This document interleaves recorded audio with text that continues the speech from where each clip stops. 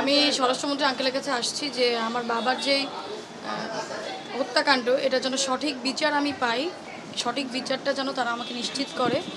আর হচ্ছে আপনারা ইতিমধ্যে দেখেছেন যে অনেকেই এই জিজ্ঞাসাবাদের জন্য অনেকে আটক করা হয়েছে। তো আমি সেটাই বলতে আসছি যে আমি গতকাল থেকেই শুনছি যে অনেক তদবির করা হচ্ছে, অনেক জায়গা থেকে তদবির করা হচ্ছে তাদেরকে যেন ছেড়ে দেওয়া হয়। তো আমি সেই বিষয়টাই বলতে আসছি যে সঠিক তদন্ত করে কোনো তদবিরের চাপে পড়ে যেন আমার বাবার এই হত্যাকাণ্ড, এই নৃশংসভাবে নির্মমভাবে যে হত্যাকাণ্ড আপনারা জানেন, সেটিকে যেন বন্ধ করার চেষ্টা না করে, এটি যেন কোনো চাপের মুখে পড়ে সঠিক তদন্তটা যেন বন্ধ না হয়। আমি এর সঠিক বিচার চাই। আর আপনারা একটি কথা আমি আপনাদের কাছে বলতে চাই যে এই যে আপনারা জানেন যে গ্যাস বাবু যাকে আটক করেছে, তিনি কিন্তু আমার বাবার প্রতিপক্ষ নয়। সে কিন্তু আমার বাবার প্রতিপক্ষ নয়, আমাদের সাথে তার কিন্তু কোনো শত্রুতাও নাই। তো সেক্ষেত্রে আমার অনেক প্রশ্ন মনে যাচ্ছে যে আমরা এই যে দেখছি যে 17 তারিখে তার সাথে হচ্ছে ভাঙাতে দেখা হয়েছে, সেখানে নাকি একটা টাকা দেওয়ার কথা, লেনদেনের কথা শোনা যাচ্ছে, যেটা আমরা নিউজের মাধ্যমে শুনছি। তো আমার প্রশ্নটা হচ্ছে এই টাকার যোগানদাতা কে? কে এই টাকাগুলো দিয়েছে? কে করিয়েছে?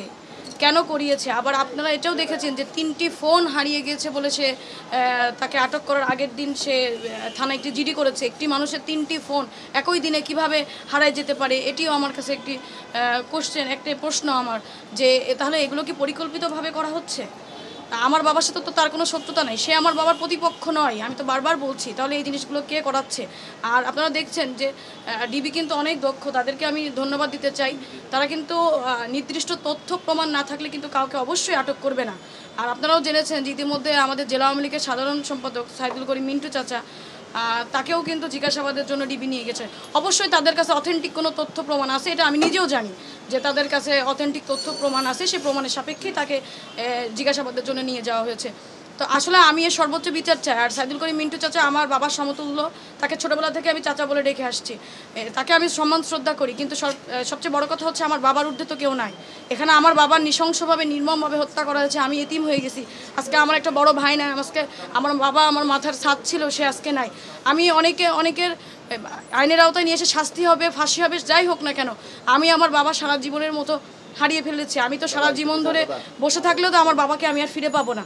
তো সেজন্যই চাই যে যারা এই হত্যাকাণ্ড ঘটিয়েছে, আমি যেভাবে এতিম হয়েছি আর কেউ যেন এভাবে এতিম না হোক। এই জন্য আমি মাননীয় প্রধানমন্ত্রী, আমাদের মমতাময়ী মা, তার কাছে এবং আমি হচ্ছে আমাদের স্বরাষ্ট্রমন্ত্রী মহোদয় আঙ্কেলের কাছে আমি এসেছি যে মানে যাই যত বড়ই তদবির হোক না কেন, এটা আমার দেখার বিষয় না। কোনো চাপের মুখে পড়ে, তদবিরের মুখে পড়ে যেন আমার বাবার এই হত্যাকাণ্ডের সঠিক বিচারটা যেন আমরা সুনিশ্চিত করতে পারে তারা, এটাই আমি দাবি জানাতে আসছি। যে আমি প্রথম থেকেই কিন্তু শুনছি যে অনেক তদবির করা হচ্ছে, অনেক বড় বড় অনেক জায়গা থেকে তাদের ফোন আসছে, তদবির করা হচ্ছে ছাড়িয়ে নেওয়ার জন্য। তাহলে তো আমি আমার বাবার বিচার নিশ্চিতটা পাবো না, কারণ এই গ্যাস বাবুর বিরুদ্ধে অথেন্টিক প্রমাণ ডিবির ওখানে কিন্তু আছে, তথ্য প্রমাণ। আবার যাকে জিজ্ঞাসাবাদের জন্য নিয়ে যাওয়া হয়েছে তার বিরুদ্ধেও কিন্তু যথেষ্ট প্রমাণ রয়েছে। এই বিষয়ে আমি নিজেও জানি যে তাদের কাছে যথেষ্ট প্রমাণ আছে। তো আমি চাই সে প্রমাণ সাপেক্ষে তদন্ত করে, তদন্তের মাধ্যমে আইনে যেটা বলে সেভাবে যেন আমার বাবার আর যারা হত্যা করেছে তাদের যেন সর্বোচ্চ বিচার সুনিশ্চিত করা হয়। আপনি কি মনে করছেন যে অন্যদিকে প্রবাহিত হচ্ছে? এই সন্দেহটা কেন এই সন্দেহটা ধরছে যে গ্যাস বাবু, আপনি যে গ্যাস বাবুকে যে আটক করেছে, তার যে শিমুল ভুইয়া যে ক্লার্ক, সে তো নিজেই তার হচ্ছে বয়ানে বলছে, স্টেটমেন্টে বলছে যে আমার সাথে গ্যাস বাবুর কথা হয়েছে, টাকার লেনদেনের কথা বলা হয়েছে এবং আমি ভাঙায় দেখা করেছি। তো এতেই তো বোঝা যাচ্ছে, এতে তো ক্লিয়ার যে আমার সন্দেহ আমি এখন করছি এটা একদম স্পষ্ট। কারণ কেন সে তার একজন মানে ক্লিয়ার, সে মাস্টার মাইন্ড এই হত্যার পরিকল্পনা, যে আমার বাবাকে নিজে হত্যা করেছে, সে বলতেছে যে টাকার একটা লেনদেনের বিষয় হয়েছে, আমি দেখা করেছি। তো আমার বাবার শুনবেন, আপনারা দেখছেন হয়তো নিউজে, আমিও দেখছি যে হোয়াটসঅ্যাপের মাধ্যমে ছবি আদান প্রদান করা হয়েছে।